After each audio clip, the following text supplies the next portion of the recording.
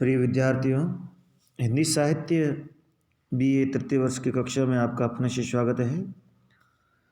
सुमित्रानंदन पंत की कविता परिवर्तन का हम गतांक से आगे अध्ययन करेंगे। अवतरण 2 इस प्रकार से है।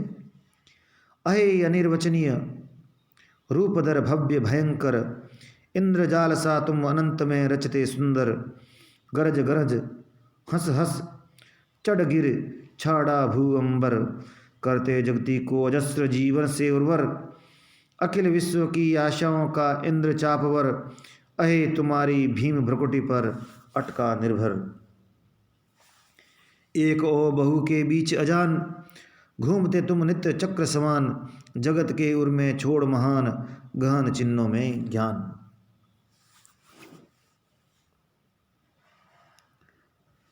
कवि इन पंक्तियों में जो परिवर्तन की जो शक्ति है, परिवर्तन के कारण परिवर्तन की जो परिवर्तनकारी जो शक्ति है, उसके जो भव्य और जो भयंकर जो रूप है, उनका उल्लेख कर रहा है। कवि परिवर्तन को सर्वव्यापक बता रहा है और ये परिवर्तन का जो चक्र है, यह एक गतिशील चक्र के समान है।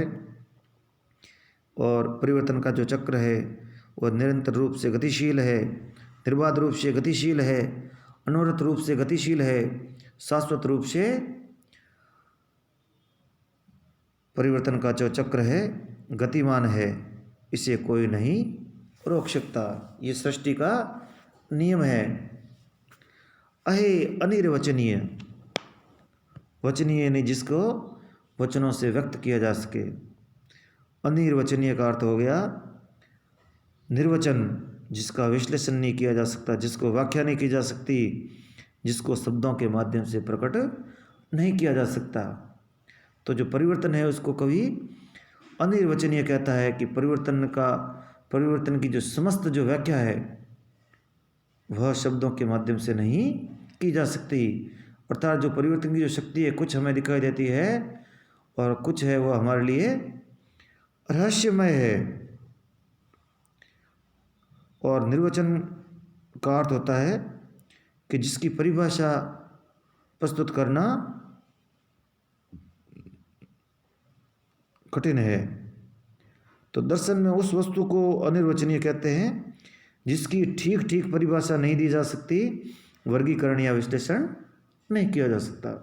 तो अनिर्वचनीय जिसकी परिभाषा नहीं दी जा सकती, जिसका विश्लेषण नहीं किया जा सकता, जिसका वर्गीकरण नहीं किया जा सकता, इसलिए यहाँ पर परिवर्तन को अनिर्वचनीय कहा गया है। कारण कि जो परिवर्तन के जो नियम हैं, परिवर्तन की जो शक्ति है, उसके जो नियम हैं वे नियम ज्ञात नहीं है कि परिवर्तन क्यों होते हैं और परिवर्तन किस प्रकार से होते हैं और परिवर्तन कैसे होंगे। इसके बारे में कोई सटीक रूप से भविष्यवाणी नहीं कर सकता। और परिवर्तन के नियमों का ज्ञात न होने के कारण इसकी मीमांसा नहीं की जा सकती। मीमांसा भी दर्शन का शब्द है। मीमांसा होता है किसी चीज़ का उसकी दार्शनिक की व्याख्या करना। और जो परिवर्तन है वह अनिर्वचनीय है, उसका विश्लेषण नहीं किया जा सकता। अहे अनिर्वचनीय रूपधर भव्य भयंकर, ये जो परिवर्तन है उसके विविध रूप है। उसका भव्य रूप भी है, आकर्षक रूप भी है, मन को लुभाने वाले रूप भी है और भयंकर रूप भी है। हम किसी पहाड़ी स्थल पर उत्तराखंड इत्यादि में, केदारनाथ इत्यादि, वहाँ यदि घूमने के लिए जाते हैं, पर्यटन के लिए जाते हैं, तो एक क्षण में जो प्रकृति हमें बहुत ही आकर्षक प्रतीत होती है, मन को लुभाने वाली परिवर्तन होती है और अचानक प्रकृति में परिवर्तन होता है। वहाँ पर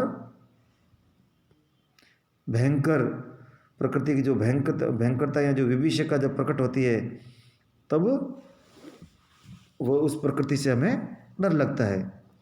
तो जो परिवर्तन है उसके द्वारा जो परिवर्तन होते हैं वे कभी भव्य होते हैं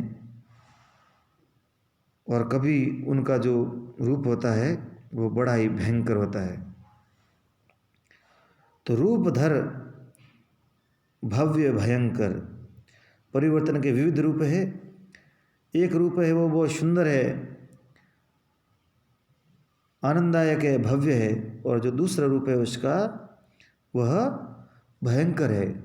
तो भव्य और भयंकर इन दो शब्दों के माध्यम से ये एक दूसरे के विपरीत है, विलोम शब्द है। इन भव्य और भयंकर के माध्यम से जो सृष्टि में जो विपरीत वस्तुएं हैं, जैसे कि उत्थान पतन है, जन्म और मरण है, सुख और दुख है, ये सभी परिवर्तन के ही रूप है।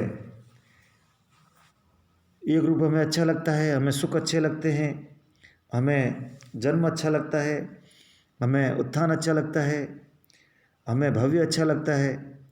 वहीं दूसरी ओर जो पतन है, मरण है, दुख है, ये भयंकर रूप है परिवर्तन के, ये हमें अच्छे नहीं लगते हैं। तो भव्य और भयंकर ये दोनों रूप है। इंद्रजाल सा तुम अनंत में रचते सुंदर। इंद्रजाल, इंद्रजाल यानी जादू, माया। तो ये जो परिवर्तन है कभी भव्य है, कभी भयंकर है। इसलिए कभी इस जो अनंत वैविध्यपूर्ण जो परिवर्तन है, विविधता लिए हुए, कभी भव्य लगता है, कभी भयंकर लगता है, कभी मन को अच्छा लगता है, कभी मन उससे डरता है, कभी उससे दूर भागता है, कभी उसके पास में जाने को जी करता है। तो ये जो परिवर्तन की जो इस प्रकार की जो वैविध्यपूर्ण जो जो शक्ति है, उसका जो रूप है, इसी कारण कवि इसको इंद्रजाल कहता है। दर्शन की भाषा में कहें या इंद्र की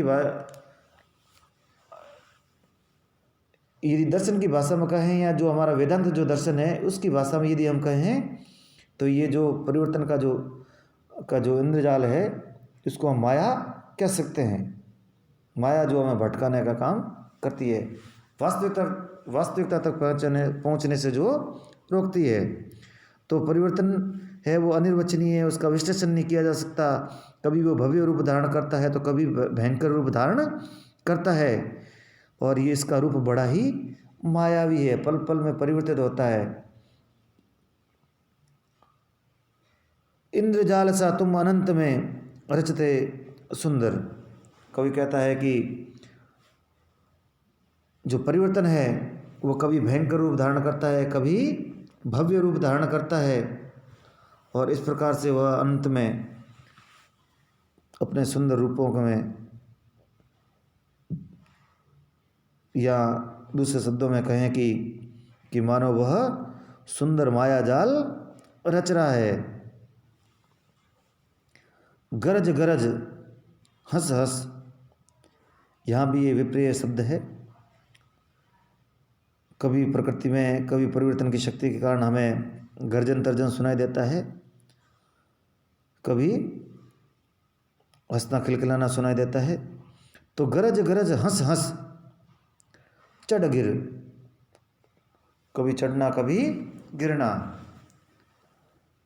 छा ढा, छा ढा का इसका अर्थ है छा जाना, ढा यानी ढह जाना, यानी चढ़ना और उतरना।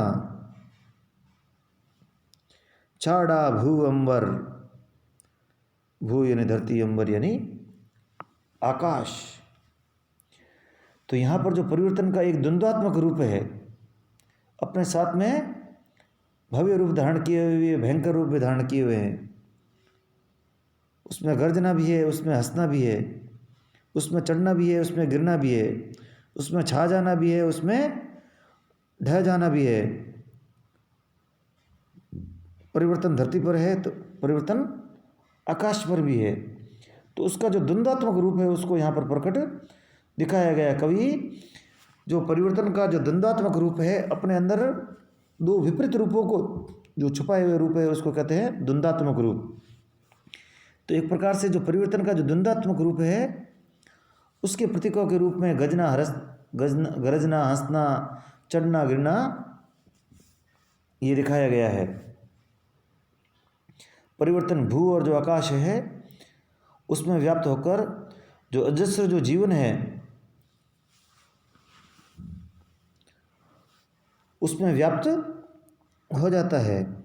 गरज गरज हंस हंस चढ़ गिर छाड़ा भू अंबर करते जगती को अजस्र जीवन से उर्वर। अजस्र यानी निरंतर, जो कभी समाप्त नहीं हो। अजस्र मतलब अनवरत रूप से, निरंतर रूप से रहने वाला। कवि कहता है कि जो परिवर्तन है वह निरंतर है, प्रवाहशील है और इसकी जो गति है उसमें कभी भी रुकावट नहीं होती है। और परिवर्तन ही जीवन को अबाध गति देता है, जीवन को उर्वर करता है। उसकी जो शाश्वत शक्ति है उसको यही उसकी उर्वरता है। करते जगती को अजस्र जीवन से उर्वर। ये जो जीवन है उसको परिवर्तन, जगत में जो जीवन है उसको परिवर्तन ही निरंतर रूप से उर्वर करता रहता है। अर्थात ये जो सृष्टि है उसका जो क्रम है वो आगे से आगे परिवर्तन के कारण ही चलता रहता है। अखिल विश्व की आशाओं का इंद्रचाप। इंद्रचाप का अर्थ हो गया, चाप का अर्थ होता है धनुष। तो जिस प्रकार इंद्रधनुष होता है उसमें विविध प्रकार के रंग होते हैं, उसी प्रकार से जो परिवर्तन है वह भी इंद्रचाप के समान है।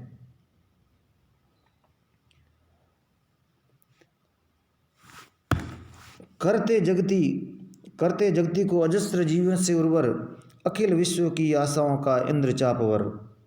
कवि कहता है कि जो परिवर्तन है वह अबाध गति से आगे बढ़ रहा है। जिस प्रकार देखने में जो बादल होते हैं वे कभी हंसते हुए प्रतीत होते हैं, कभी गरजते हुए प्रतीत होते हैं। तो ये घनघोर घटा के माध्यम से जो परिवर्तन की जो तुलना की गई है बड़ी ही आकर्षक है। गरजना और हंसना, चढ़ना और गिरना, कभी धरती पर छा जाना, कभी अंबर में बिखर जाना। तो इस प्रकार जो हंसते गरजते जो बादल है, कभी हंसते हैं, कभी गरजते हैं, कभी घनघोर घटा का रूप धारण कर लेते हैं। और वर्षा काल में बादल और जो बादल है वो धरती और आकाश दोनों को एक आकार प्रदान करते हुए दिखाई पड़ते हैं।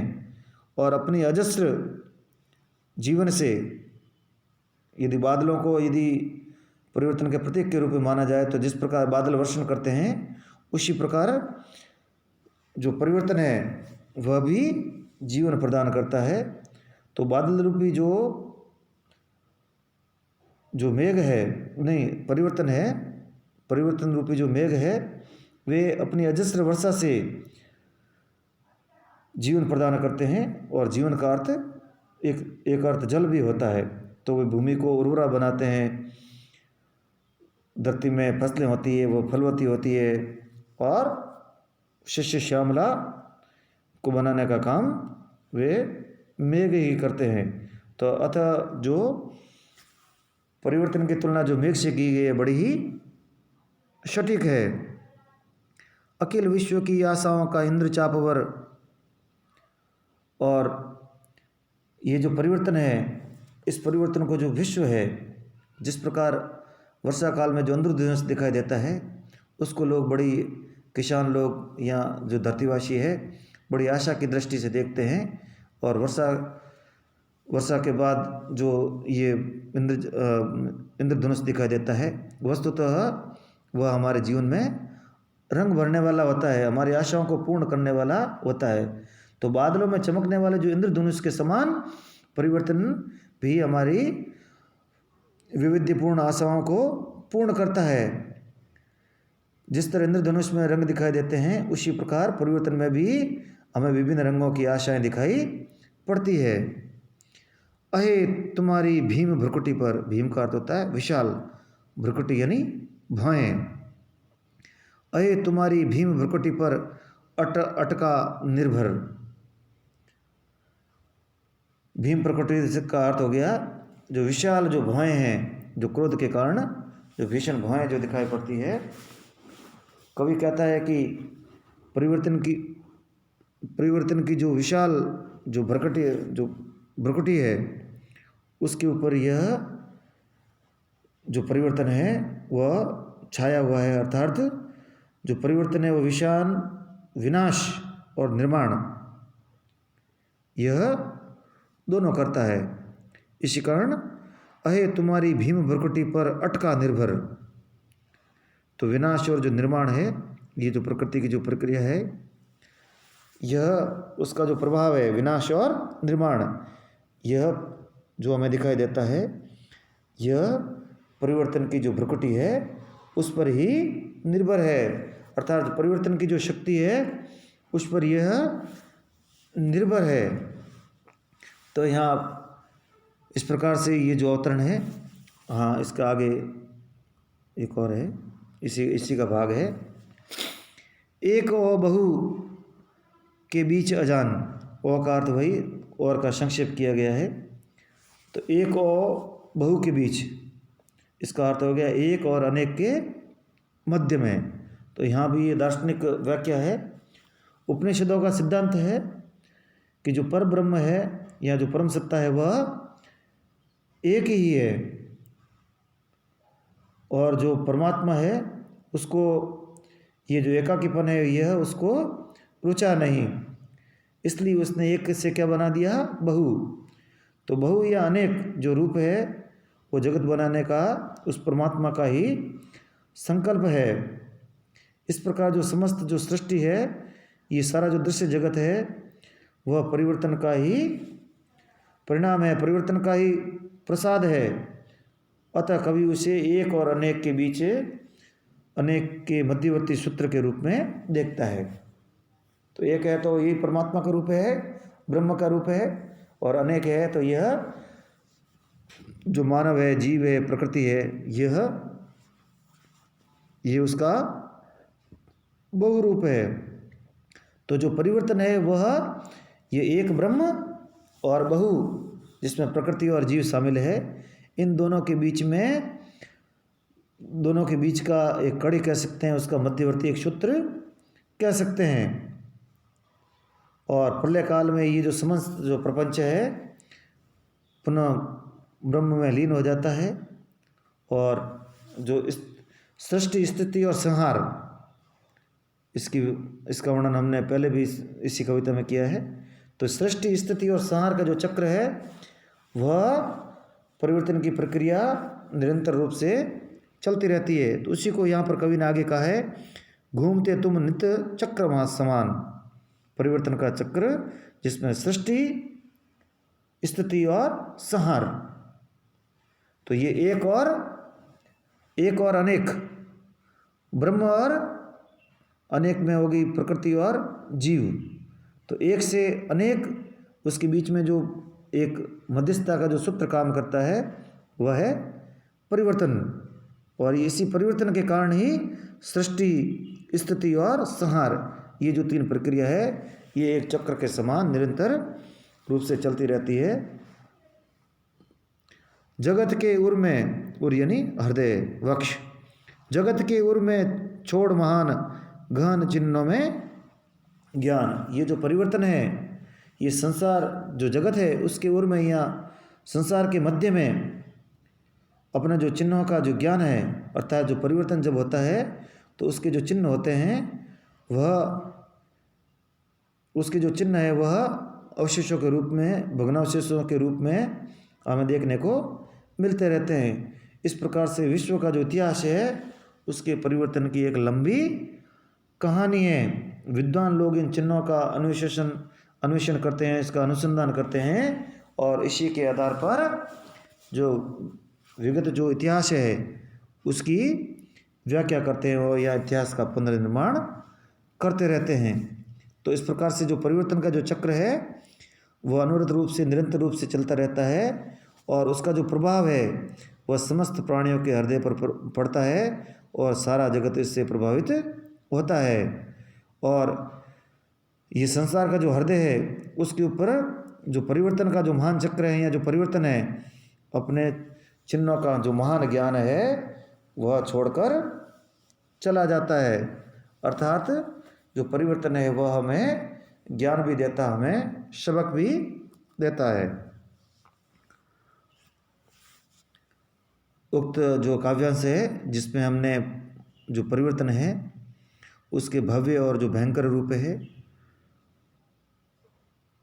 उसकी जो दोनों जो द्वंद्वात्मक जो उसका रूप है, अपने अंदर परिवर्तन भव्य समेटे हुए हैं, अपने अंदर भयंकरता को समेटे हुए हैं। और जो सृष्टि स्थिति और संहार ये जो गतिशील चक्र है यह निरंतर रूप से चलता रहता है।